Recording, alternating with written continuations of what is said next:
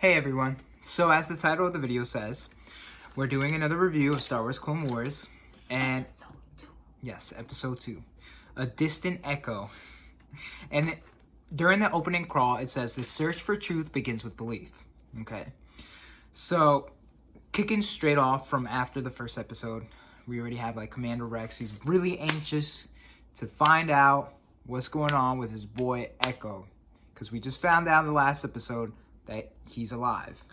Or at least that's... Maybe. Yeah. That's what they are leading us to believe. Exactly. So he's eager to go on the mission. I mean, predictably so. And they're basically waiting to get permission from the council to see if they can go forward with it. They're telling the council it's a strategy mission just to find out intel on how the separatists are tracking all of their moves. How are they figuring out every single strategy that they're using. They're not telling them about Echo. That's like a side mission. They're like, yo, we gotta go to figure out what's happening because it's very important and very businessy, and we swear it's not anything crazy at all. Like, we hope that one of our friends might not be dead and is there. Because of course, you know, like when it comes to the Jedi Council, like you can't harbor anything personal. Nope.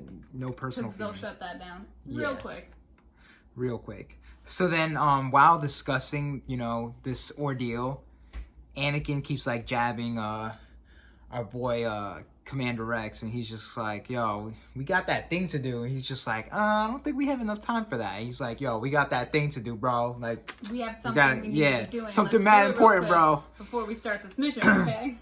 So then, you see him go into Commander Rex's barracks and whatnot, and lo and behold, he's having a conference call with the bad girl, Padme Amidala. Of course, that's Faye. Anyway, so then it's wild because Obi-Wan then, you know, goes over there to confront, you know, or really to speak to Anakin about like, yo, I don't, you know. We don't know about this mission. I'm not sure it's a good idea. Exactly. And of course he's like confronting Rex, and he's like, hey, isn't Anakin in there? Like, what is he doing? Like, and of course, like, it's just mad awkward. He's checking the barracks. He's looking at my bunk. Yeah, he's checking my gear. You know, there's something wrong with him. Don't go in there, please, at all.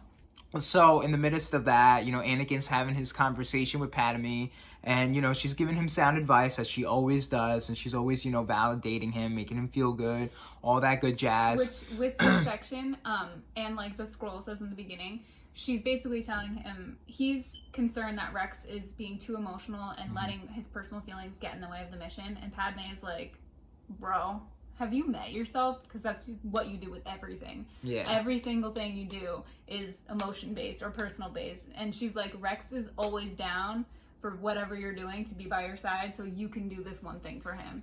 You know how Rex is. He knows how you are. Like, he wouldn't be asking you for this if it wasn't important. Yeah, follow his instincts, follow your instincts, all that good stuff. And, and that's what that truth and having your back and everything the scroll was talking about in the beginning. Of course. So, the big reveal of this scene is, you know, and obviously Anakin gets out and whatnot.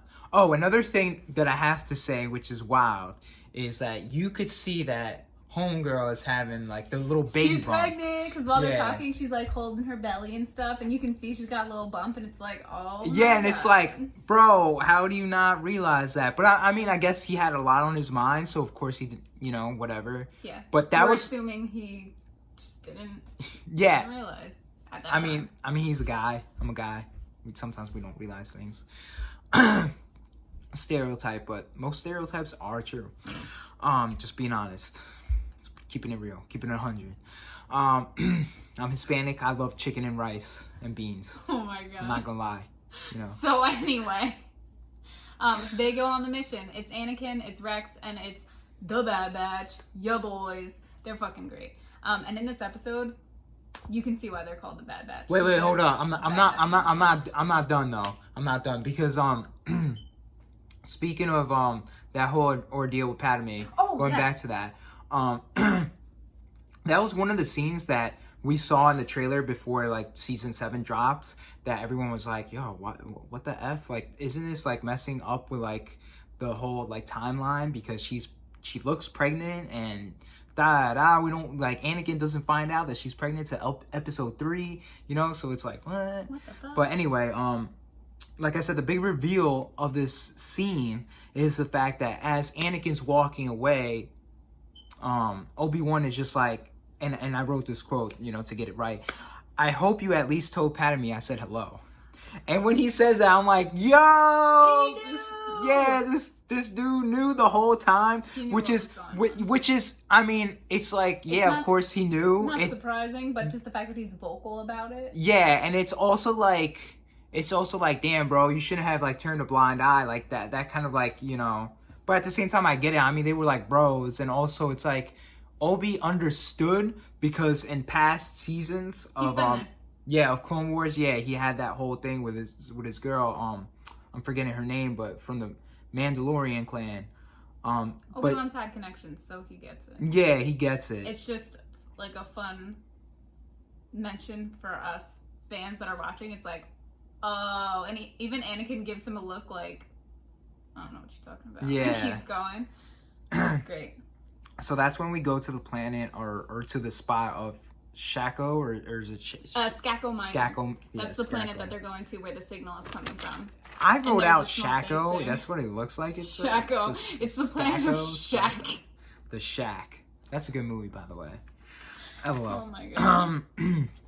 So we're introduced to the Poltics, right? Poltics. Yes. Right. So they're the, like, indigenous species of the planet. They call them, like, a primitive species. They worship flying reptiles. Yeah, and they use sticks. They aren't in with what the Republic has been doing, what the Separatists have been doing. They're separate from it. They're kind of like a third world country. like a lot of other planets, like a lot of planets just don't want to get involved with this war. They're just like, that's part of it with them. I'm not down with this. When they get on the planet, they are already, like, investigating them and, like, we don't fucking want you here because, and they... Yeah, like, get rid of this war. Like, yeah, we don't want your war here. We don't want you here. And they reason with them saying, like, listen, we don't want to be here. We're not trying to cause trouble, but the Separatists have one of our people and we're just trying to get it back. And you letting them stay here, it's just going to bring everything to you guys anyway. So just let us get our people. And the Poltics are like, all right, fuck it. We'll help you real quick. We'll show you where the setup is.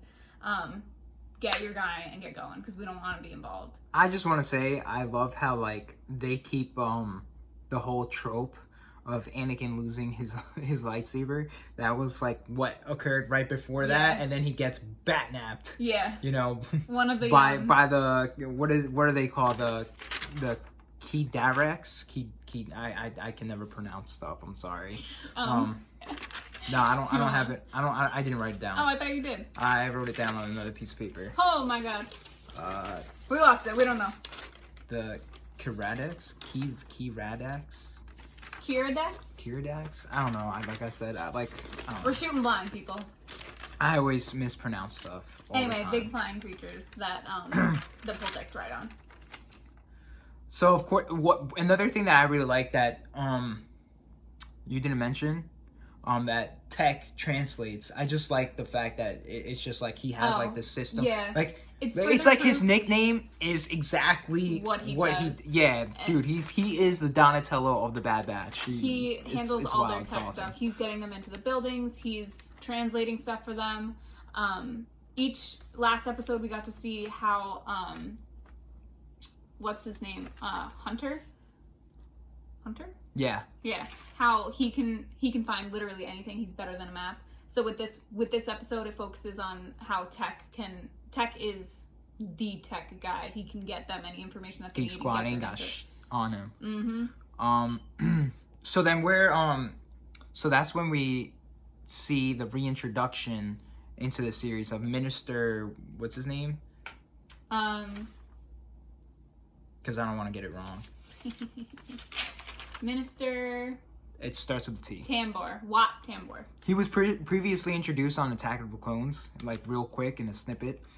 Anyway, another thing that I really like about this episode is that we see that Wrecker has a fear of heights, and they like keep bringing that up during the episode.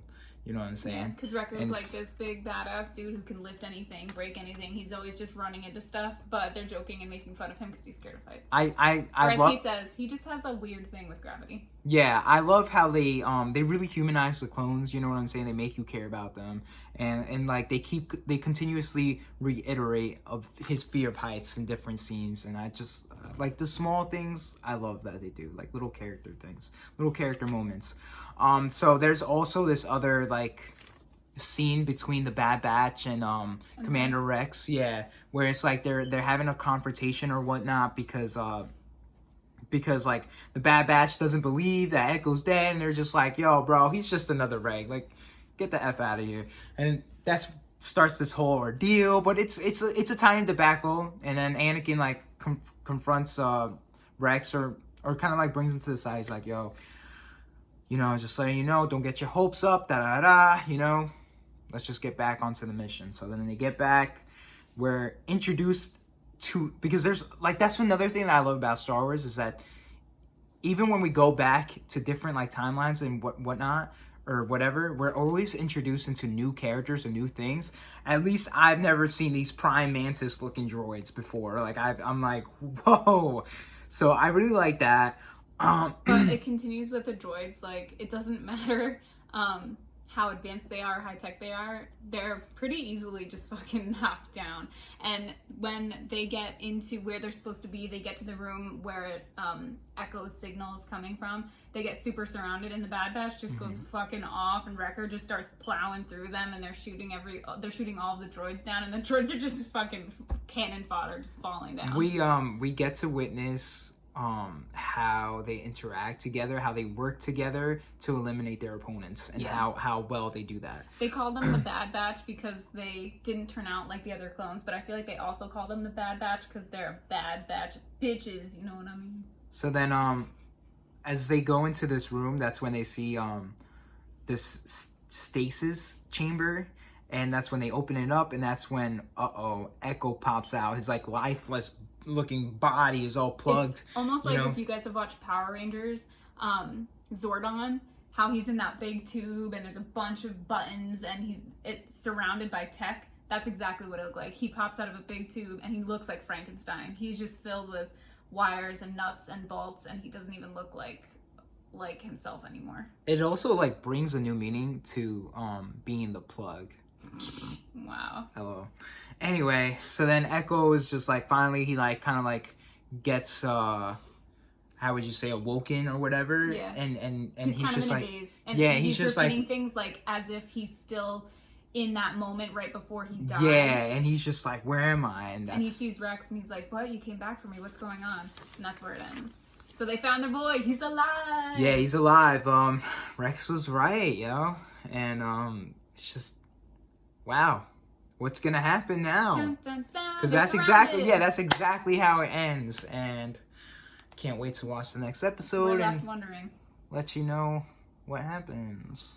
Episode 3. Did you like this one? I did. It was a lot of action. It went quick, kind of like the first episode did too. But I'm excited because we got to the nitty gritty really fast. So that's the thing with these episodes. I feel like they have to be fast paced and have to be like, because I think they only have 12 episodes for this season, and this is like completely the final really don't season. Have the time to have any. It's the final countdown. They don't have any time for fluff. They have to go right through the storyline. So, but they aren't rushing it. It's good. They're showing good content. And it's well paced. Yeah. All right. Episode 3. Subscribe, comment down below, and let us know what you thought. Episode 3 will come to you soon.